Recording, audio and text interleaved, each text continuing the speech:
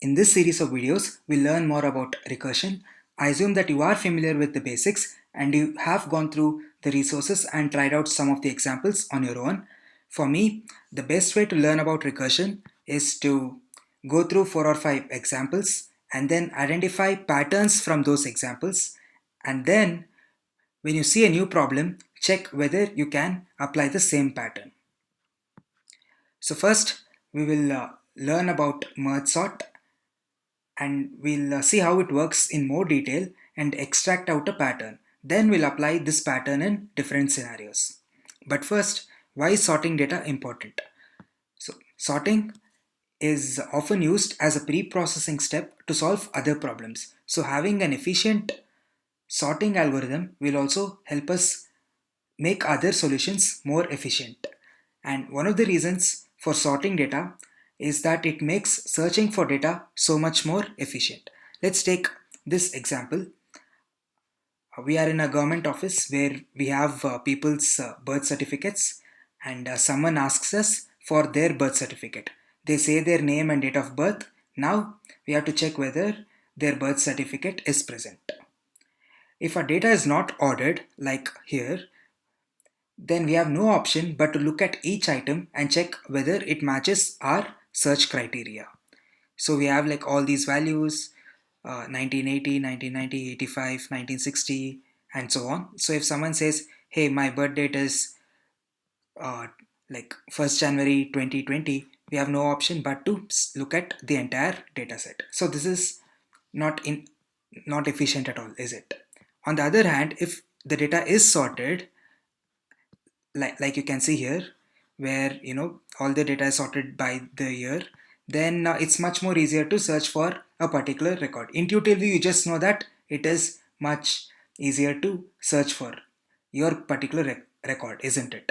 So that's why we need sorting. This is one example. And merge sort is an efficient algorithm to sort data. Let's not worry too much about what makes it fast. If you're curious, feel free to learn about it on your own. Here we'll focus more on recursion. Okay, so let's dig deeper into merge sort. Let's take this example to see how merge sort works. How merge sort works is, first we will split up this input array into two halves, left and right. So we pick the first four elements and call it left, and then we take the last four elements and create an array called as right. Now let's assume that we are somehow able to solve the sorting problem for both these two arrays. So we have like sorted left equal to 2 4 5 7, and then sorted right equal to 0 1 3 6. Let's not worry about how we are going to sort these smaller arrays. Let's just assume that magically we are somehow able to solve it. Now that we have sorted both these arrays, what we can do is we can merge them to sort the final array. So in the merging process, what we do is we compare the first value from the right array with the first value with the left array. So we compare 0 with 2, and then we pick the smallest value. So we compare 0 with 2, 0 is the smallest value, so we pick 0. Now we compare 1 with 2, 1 is smaller, so we pick 1. And then we remove that picked element from the appropriate array. And then we'll continue, we'll compare 2 with 3, 2 is smaller, so we pick 2, and so on. So the process continues and we will eventually get the final result. So now the insight is that if we are able to solve the sorting problem, which is the same problem which we originally wanted to solve but for a smaller data set, then we can solve the problem for the bigger problem. So if you're able to solve the sort problem for a sub problem, then we can use the merge process to sort the final array. So this is the intuition, right? And this is something that you will see when solving any kind of problem using recursion. Okay, now let's go a little bit deeper. Now we assume that we somehow were able to solve 5, 4, 7, 2, right? If we are able to sort this array. Now let's assume that this was our main array in the first place. Now once again, what we'll do is, if you want to sort it, we'll split it into two halves, 5, 4, 7, 2, and then once again we'll just assume that we are able to sort it, and we get 4, 5, and 2, 7. So this is the sorted right. This right.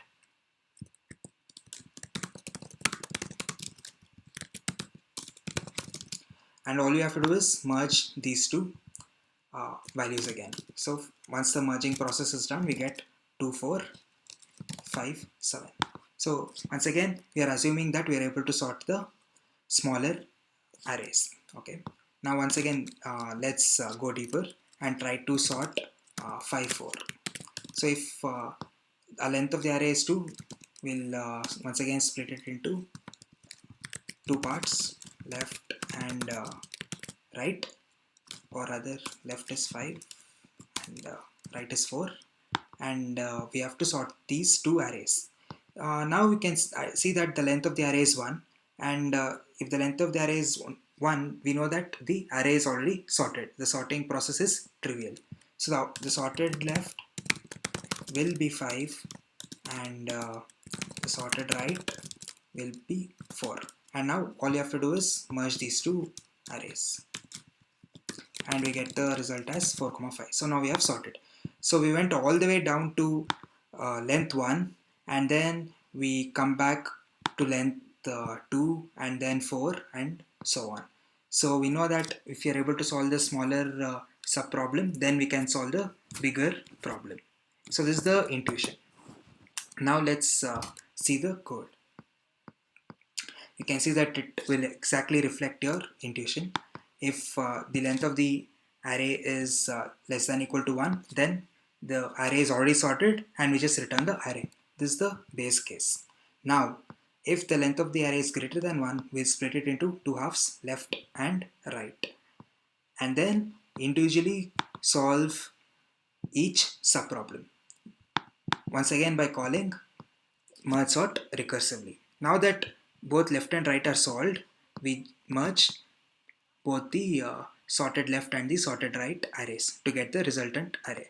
Now the cool thing happens here, where we just trusted recursion to work and we trusted that the subproblem will work. We did not worry about the lower level details here. We just knew that a smaller array will be sorted.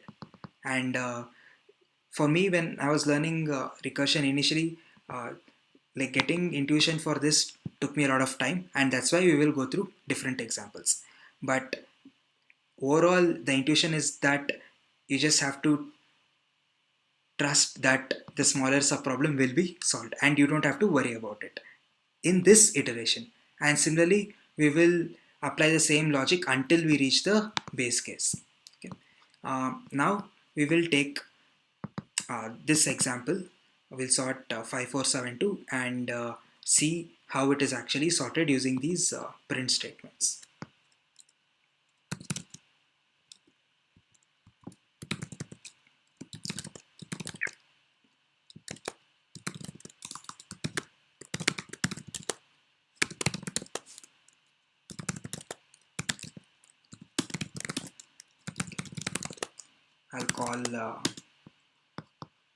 I'll run this merge sort module, and initially we are solving 5472. We want to sort it. Our left array is 54, right array is 72. Now we will recursively solve 54. Once again, we'll split it into two halves, 5 and 4. Now the length of the array is 1, so it is already sorted. Once again, the length of the array is 1, it is sorted, and we are merging both 5 and 4 to get 4, 5. So this array is now sorted here. Okay. Then we repeat the process for 7, 2, and you will see that it is also sorted here. And then finally we have 4, 5, 2, 7, and we merge these two arrays and our final value is sorted and we get the result. So I strongly encourage you to solve it for this problem and also some bigger problems. Now let's solve the same problem for an array of length 8. Obviously there will be more steps and it is more detailed, but once again the same philosophy can be applied here as well. So you can see that in the previous example 5472 was our initial array, but now it is just a subproblem. But you can still see that the same steps were applied here as well. Okay, and then we applied once again the same steps for the right array, and finally the value, or rather the array, was sorted. So now this is about merge sort. Now let's extract out a pattern. So the pattern is, first we have to check whether the problem can be solved if somehow we are able to solve the subproblems of the same type. So in this case we wanted to sort an array of size 8, and later we found that if we are able to solve the same problem for array of size 4, then it is possible to solve the same problem for array of size 8. So recursion can be applied if a problem can be broken down into subproblems of the same type. So that's when we know that we can apply recursion in the first place. Okay, now that we know that recursion can be applied, what we have to do is first identify the base case. So this is the smallest subproblem that can be solved easily, and then we'll split our current problem into smaller subproblems. Then we will recursively solve each subproblem. In merge sort's case, we recursively solved the sorting problem for the left and right arrays, and finally we'll combine the results of the individual subproblems and return the result. So this is the common pattern that you will notice across all problems which you will solve using recursion, and we will go through this pattern again and again until we understand it better, so that when we come across a new problem that can be solved using recursion, we will apply this technique. To summarize, firstly you have to know when you can use recursion in the first place. So for that, like I mentioned, you'll use it if the problem can be solved by breaking down the problem into smaller subproblems of the same type. Okay. Now that we know that we can solve a problem by breaking down into smaller subproblems of the same type, we will apply this technique. That completes this video. We will go through more examples in the upcoming videos.